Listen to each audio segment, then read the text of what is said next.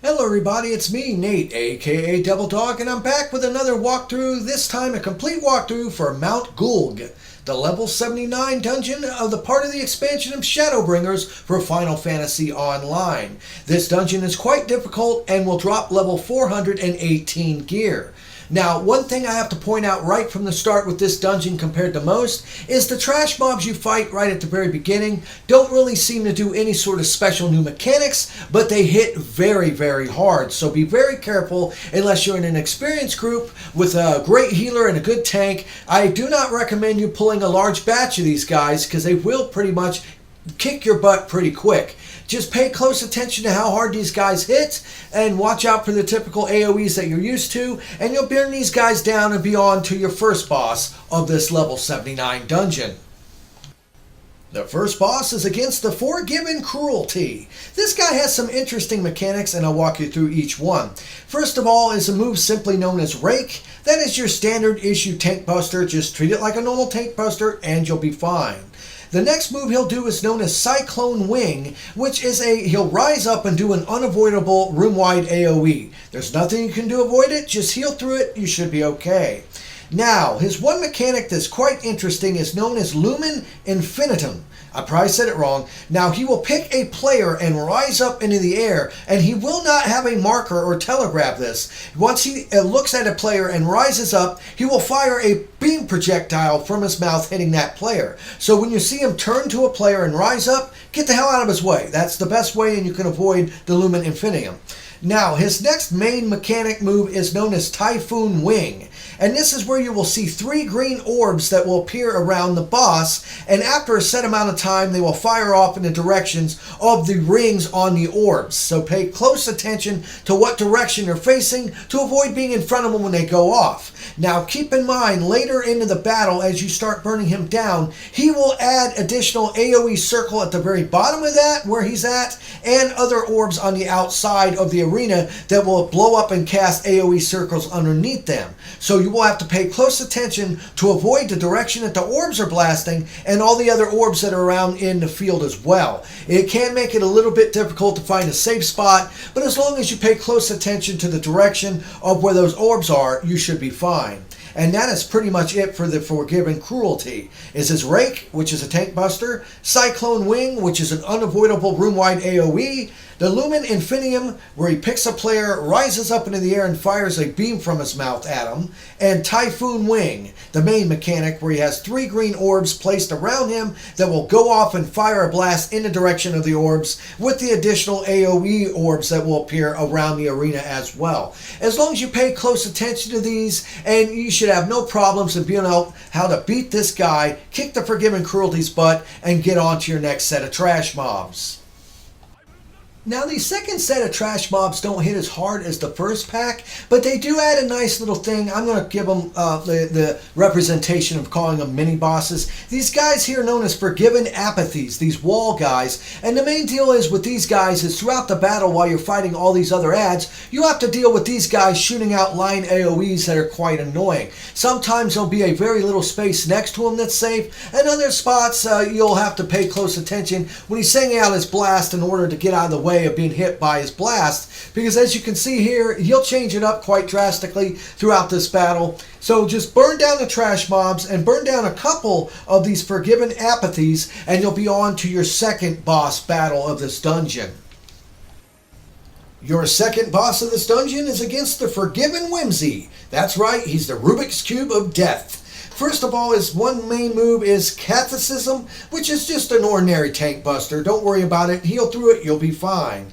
Then he has a move known as Sacrament of Penance. That is a typical room-wide unavoidable AoE. Just heal through it. You should be okay. Now, this is the main move that he'll do throughout this battle, and it's called Egenesis. Probably said it wrong. Now look at the boss. He will have faces placed on certain square tiles on the boss. Those correspond to the tiles on the floor that you're standing on. What you want to do is to stand in the square that does not match up with a face tile on the boss. As long as you're not on the same square that the boss has a face on, you will avoid taking damage when he does this move.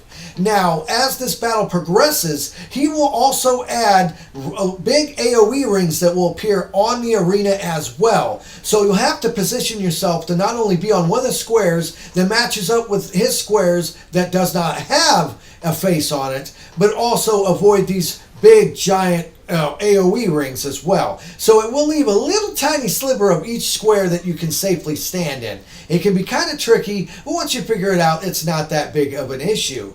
Now, the last main move that he'll do is known as Judgment Day, where basically these meteors will start falling from the sky. You will want to have one player from the group stand in the circle as the meteor comes down to avoid everybody taking a massive, large, damaging attack. You'll take a little bit of damage for surviving the meteor, but nothing that the healer shouldn't be able to heal you through. But that's all the mechanics of the Forgiven Whimsy is the Catholicism, which is a tank buster, the Sacrament of Penance, which is a room-wide, unavoidable AoE, and a Genesis, where you have to pay close attention to the boss's face placement to know what square tile floor area that you can safely stand on without getting damaged.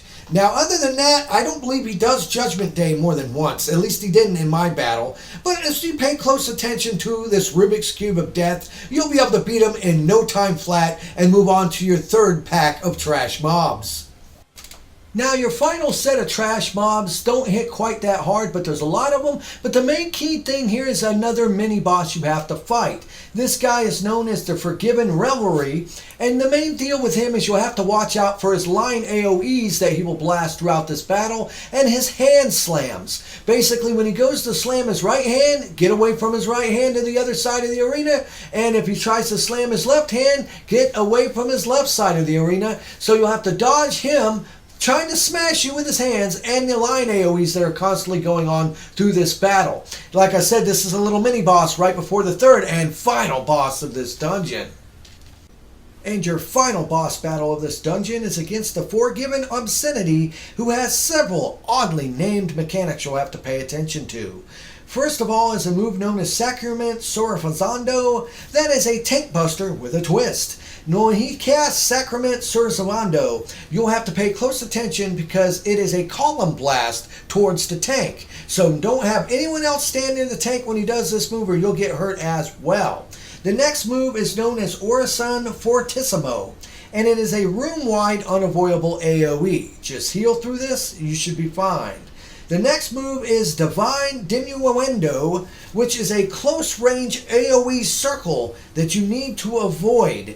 Now, it'll start off in the center at the early on battle. You just stand out of the circle, you'll be fine. But as the battle progresses, the boss will add other rings on the outside of it with a very small space in between and very little time to move to actually avoid getting hit. So the best trick for this one is to stand to near the center ring as close as possible, but without standing in the ring to avoid taking damage from the other AoE rings that appear on the outside.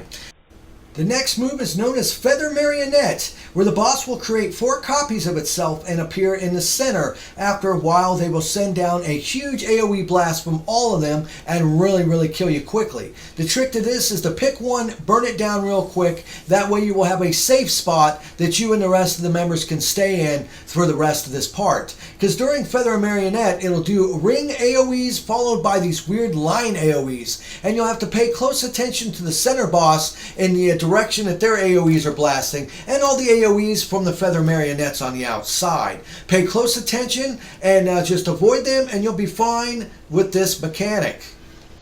And the last move is known as Solitaire Ring, where several circles that will appear near the boss at the front of the arena, and watch how they actually appear. They will appear in a certain order, and those are the ones that will go off first. Whatever appears first will go off first, so it's best to stand all the way to the left-hand side of the arena, because those ones seem to be the ones that are placed last, so that means they will blast last. Just wait until the other ones fire, and then you can move out of the way you're standing in front of and avoid taking damage from that one. And that's really the only main mechanics with this boss you'll have to pay attention to is the Sacrament Sufozando, which is a tank buster with a column blast. Orison Fortissimo, which is a room-wide unavoidable AoE, and Divine Diminuendo, which is a close-range AoD circle that has a center ring and a bunch of additional ring AoEs you'll have to avoid getting hit with, and Conviction Marcato, where several circles will appear in front of the boss, and after a set amount of time they will blast a beam forward in your direction. As long as you figure these moves out and try to say them 5 times fast, you'll be able to beat the Forgiven Obscenity and maybe get some sweet 418 level gear and maybe a rare minion drop as well. This was Nate, aka Double Dog, and I want to thank each and every one of you for watching these videos. Let me know if these help you in any way. If you don't like the video, don't hit the dislike button. Just let me know why you don't like it so I can improve upon it in the future and make it better. And make sure to hit the bell icon to stay updated whenever I release any new videos. And I always end my videos by saying, have fun, play hard, and remember people, the devil is in the details. Peace out.